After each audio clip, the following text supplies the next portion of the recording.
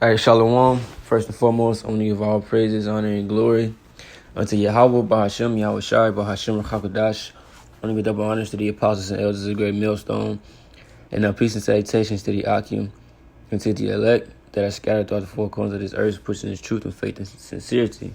All right, Shalom. So, this lesson is going to be just a lesson concerning the miracles of YAHAWASHI.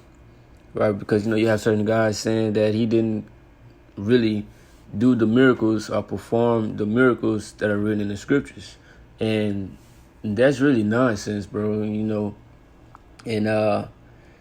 guys like that is not going to make it, all right, in this truth, because he's really not in the truth. All right, guys like that is going to perish, all right, because those miracles are a big part of the story of Yahawashi, right? Because when he came.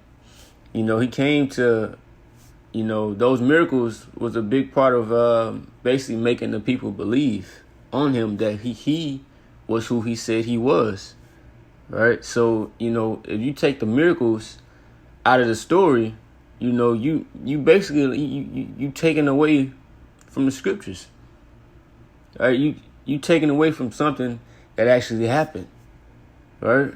And what the scriptures say about adding and taken away from the word, right? I'll get that real quick. This is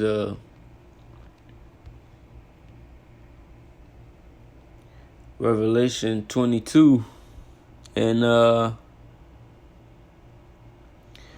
19, 18. For I testify unto every man that heareth the words of the prophecy of this book, if any man shall add unto these things, the Most High shall add unto him the plagues that are written in this book. Yeah, saying that Yahawashi didn't really perform those miracles and saying it was something symbolic. You adding on to it, bro. That's not what it is. That literally happened. And if any man shall take away from the words of the book of this prophecy, the Most High shall take away his part out of the book of life and out of the holy city and from the things which are written in the book. And you taking away from the book, right? When you say that Yahawashi didn't perform those miracles, because what is the book?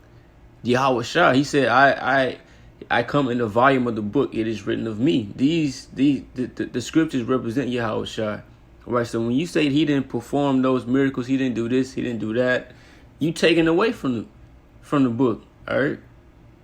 It's like you were bringing Yahawashi, right, from such a high pedestal, right, and you bringing him down. It's like you trying to lower his value.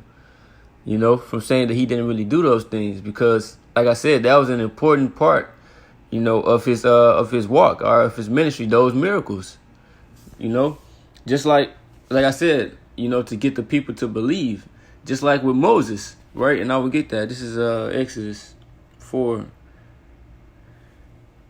and 1, right? Because this is when the Most High appeared unto Moses, and he told him to go tell the children of Israel that I sent you.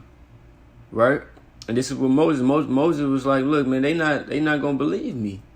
Right? So I get into the story. It says, and Moses answered and said, but behold, they will not believe me, nor hearken unto my voice, for they will say, Yahweh had not appeared unto thee. So he said, Israel, he already knew how Israel was gonna be. He said, look, they gonna say, look, Most High ain't show up to you. He ain't send you.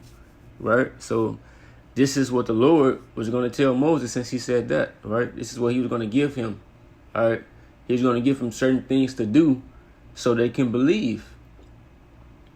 It said, and Yahweh said unto him, what is that in thine hand?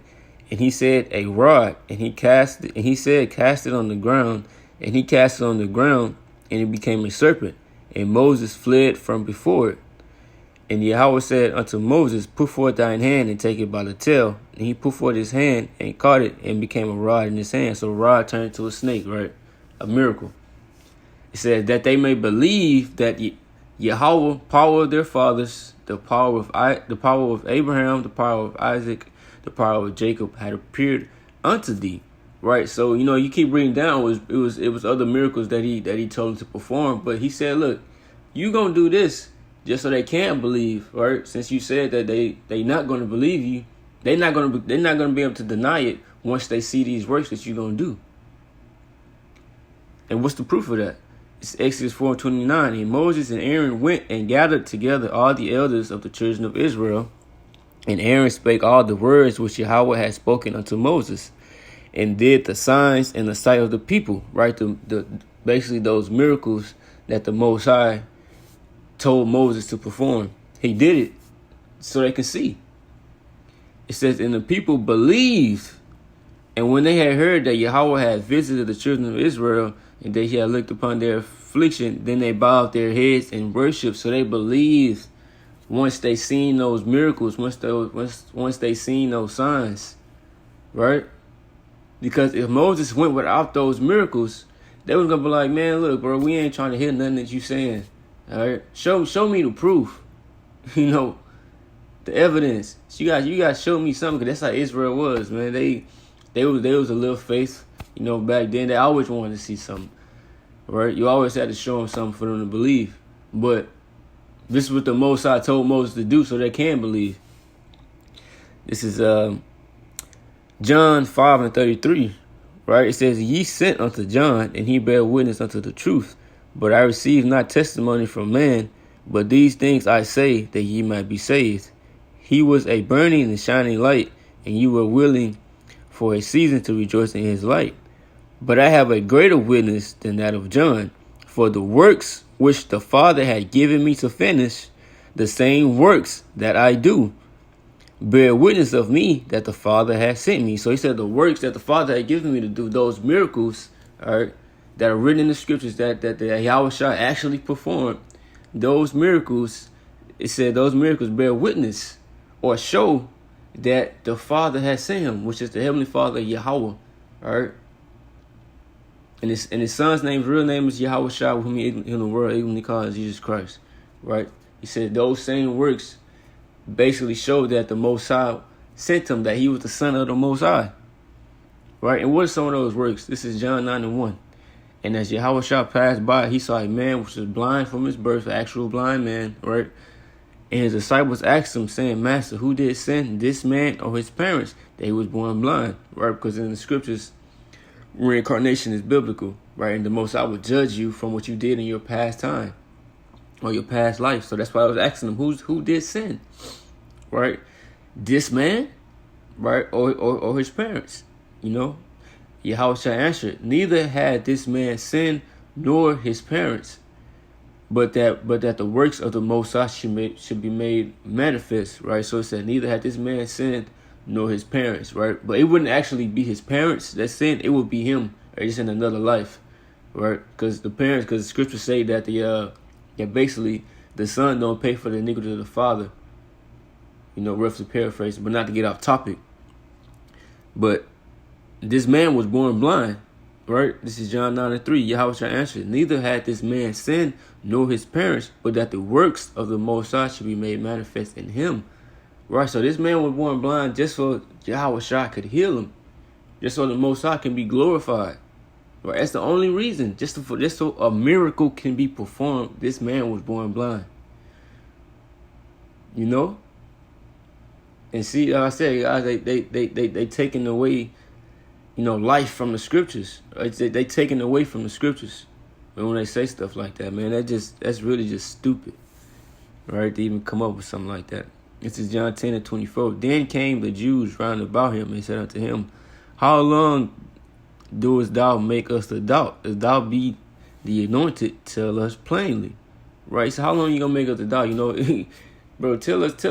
Are you the Messiah, bro? Basically, that's what they were saying. Are you the Messiah? Please tell us. And Yahawashi answered them, I told you, and ye believe not. The works that I do in my Father's name, they bear witness of me. Like, bro, the things that I'm doing, the miracles that I'm performing, bro, that should let you know who I am. Bro, I told you already, bro. You just can't get it. It says, but you believe not, because you are not of my sheep, as I said unto you. My sheep hear my voice, I know them, and they follow me. Right? So, you know, the guys that the dude one body in Yahawashi, whatever they're saying that Yahawashi didn't perform the miracles, he not of the sheep, bro. Right? He don't believe. Right? He just needs to go hang up his garment, bro, and go sit down somewhere, bro. Like, cause that's gonna lead a lot of people astray, people that listen unto him, right? But only the elect is going to come out of that madness.